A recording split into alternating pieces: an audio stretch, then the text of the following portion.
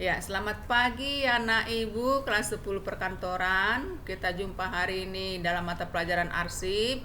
Kita hari ini secara daring ya, artinya dalam jaringan. Kita menggunakan media handphone, media alat komunikasi gitu ya.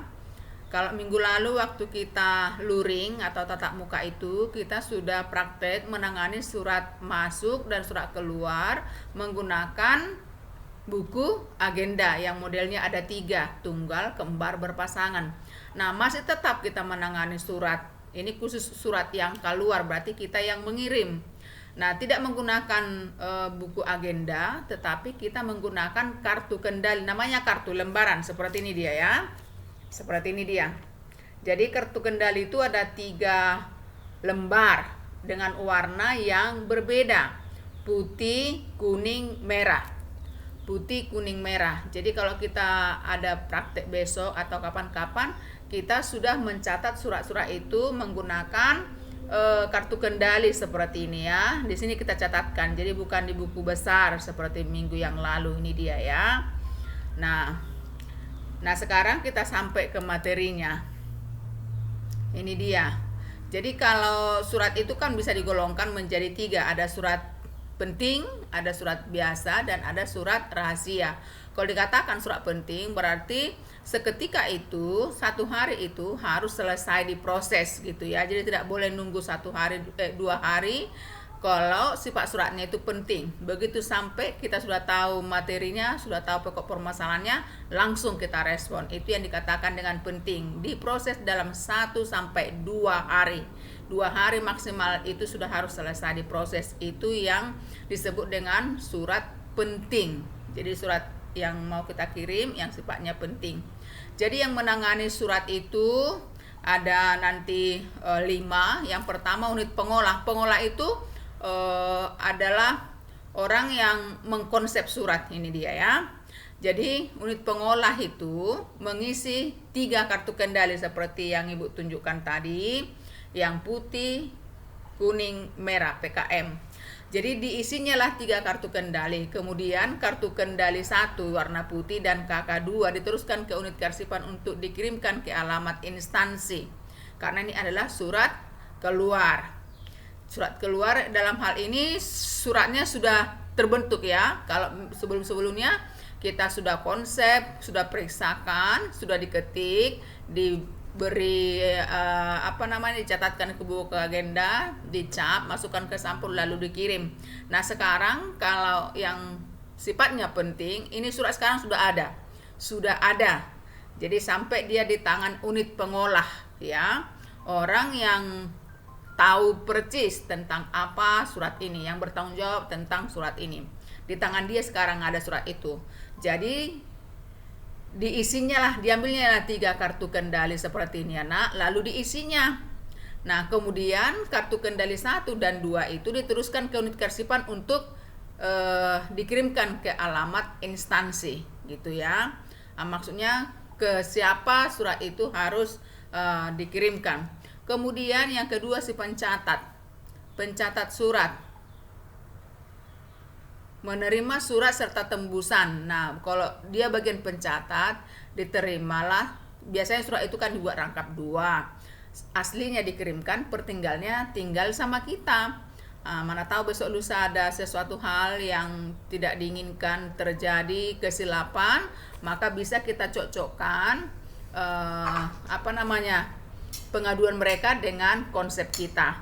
Maka tembusan dan KK1 KK2 itu diterima oleh pencatat, kemudian mencap surat meneruskan KK1 ke pengarah untuk disimpan, memberi paraf pada KK2 dan mengembalikan ke pengolah. Jadi kalau kita misalnya langsung praktek gampang ini. Kalau diomongkan seperti ini bingung kalian, tapi kalau masing-masing kita sudah pegang, masing-masing nanti sudah kita buat jabatan kalian, maka langsung lebih paham. Yang ketiga adalah pengarah surat. Ini menerima kartu kendali pertama ya. Jadi kalau terima seseorang pun tadi kakaknya itu bisa lagi dikirimkan ke bagian yang lain. Siapa yang seharusnya harus menyimpan terakhir daripada kakak itu. Ini sekarang pengarah, tadi pengolah, kemudian ke pencatat, sudah dicatat, diarahkan, maksudnya kepada siapa harus disampaikan surat tersebut. Nah, ini menyimpannya ke dalam kotak kakak sebagai kontrol atau sebagai pengendali, namanya pun kartu kendali. Kemudian bagian penata arsip itu menerima KK2. Tadi KK1 itu kan tinggal di sini. KK2 itu di penata arsip, namanya pun penata sebagai pertinggal, menerima KK2 dan menyimpannya. Kemudian yang terakhir adalah ekspeditor. Itu adalah orang yang akan mengantarkan surat, menerima surat yang akan dikirim kepada pihak tertentu. Jadi di ekspeditor itu tidak ada kartu kendali ya. Dia ada di penata arsip, ada di pengarah arsip, dan kemudian tadi si nomor 2 itu ada di pencatat. Ada pencatat, pengarah, penata. Tiga-tiganya bersumber dari si pengolah, gitu ya, pengolah surat. Nah, itu surat keluar yang sifatnya penting. Sekarang bagaimana penanganan surat keluar menggunakan lembar pengantar surat? Hampir sama dengan ini. Ini ya. Ini dengan kartu kendali sama saja ya. Kemudian kalau menggunakan lembar pengantar surat, tadi kan menggunakan kartu kendali, sekarang menggunakan lembar pengantar surat, namanya pun mengantarkan surat itu tidak pakai buku agenda, tidak pakai ekspedisi, tetapi menggunakan lembar pengantar surat. Nah, mencatat surat ke lembar pengantar surat rangkap 2. Jadi lembar pengantar surat ini nanti ditempel dengan karbon untuk tembus ke belakang. Nah, kemudian surat asli dan tembusannya teruskan ke pencatat seperti yang tadi. Si pencatat itu tentu menerima surat dan lembar pengantar lalu diberi cap dan mengembalikan tembusan dan lembar pengantar ke sebagai tanda bahwa surat sudah diterima. Nah, unit pengolah tadi kan memberikan lengkap. Setelah dicap, diparaf, dikembalikan ke pengolah itu lagi, kan gitu ya, sebagai tanda terima. Itu surat keluar biasa. Ini kalau suratnya bersifat biasa, surat yang kita kirimkan itu bersifat biasa. Kemudian bagaimana mengolah surat keluar yang sifatnya rahasia?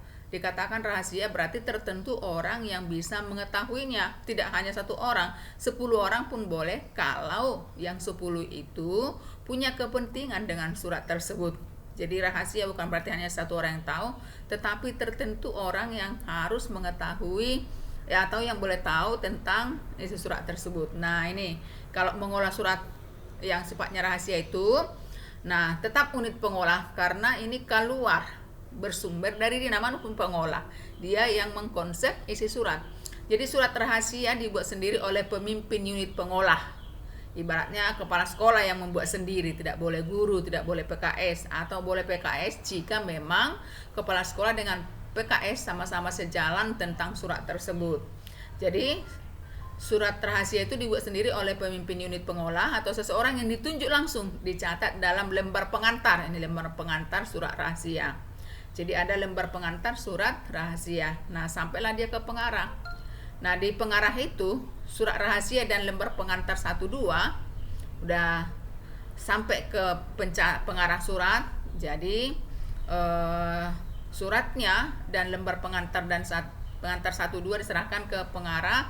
Pengarah menyerahkan kepada ekspeditor untuk dikirim.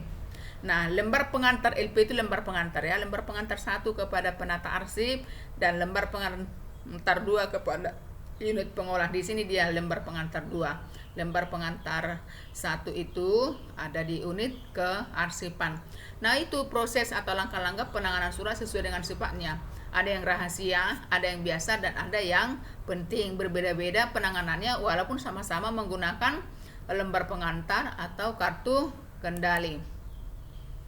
Nah, ini yang boleh Ibu sampaikan hari ini ya nak. Mudah-mudahan kalian boleh paham, atau yang terpenting kita boleh tatap muka sehingga langsung kita praktekkan, kalian lebih paham seperti minggu yang lalu. Sedikit tidaknya kalian sudah memahami bagaimana menangani surat masuk dan surat keluar menggunakan buku agenda.